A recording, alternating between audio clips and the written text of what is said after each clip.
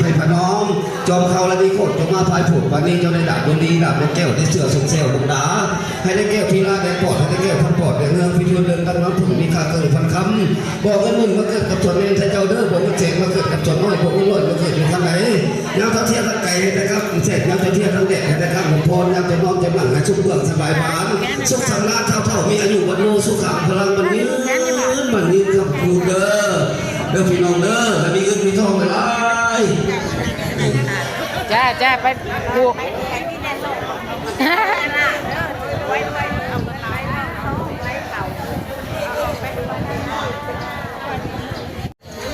โอ้ให้ได้ผู้เฒ่านำเสียงแล้วนะโอเคสองล้านเลยอันนี้อายุวันนาสุภาพละ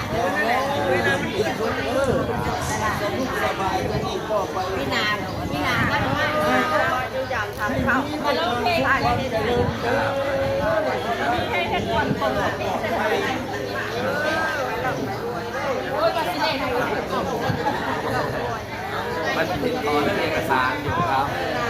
เอกสารยังขอเอกสารยังให้เพื่อนบอกเขาซื้อโตเนาะ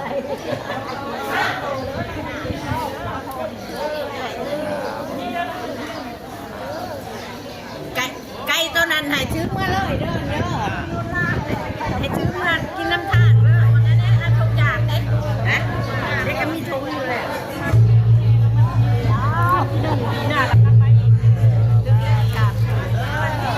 6 โตเลยนะเสี่ยวจะ3 โต6 โตจะ800 ล้านเลยมีเวลา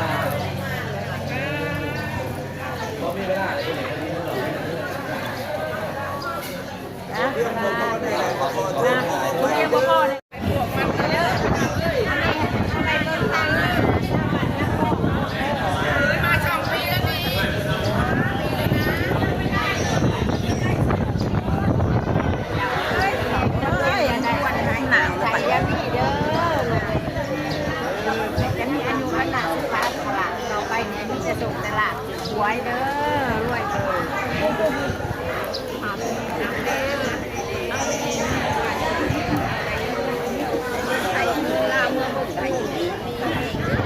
แม่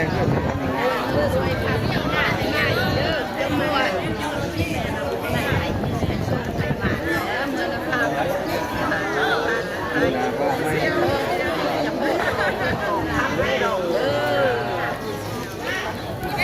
ล้ำเลย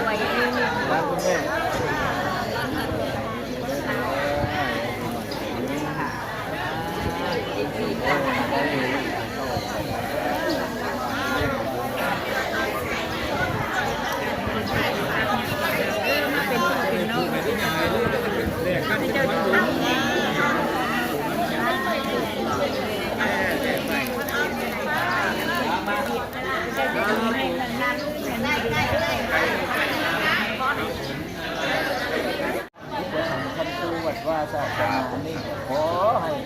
เจ้าหันเด้ออยู่เย็นเป็นสุขสนุกสบายแล้วขึ้นในได้มือกำขึ้นข้ามมาในมือบอกกูรักกูเล่นให้กูได้ในเรื่องปัจจุบันนั้นมาส่งบอกครับสัตว์นี่แหละใครในผ่านบายสีกระยามันผ่านเลยกระยาเป็นพวกไอ้คน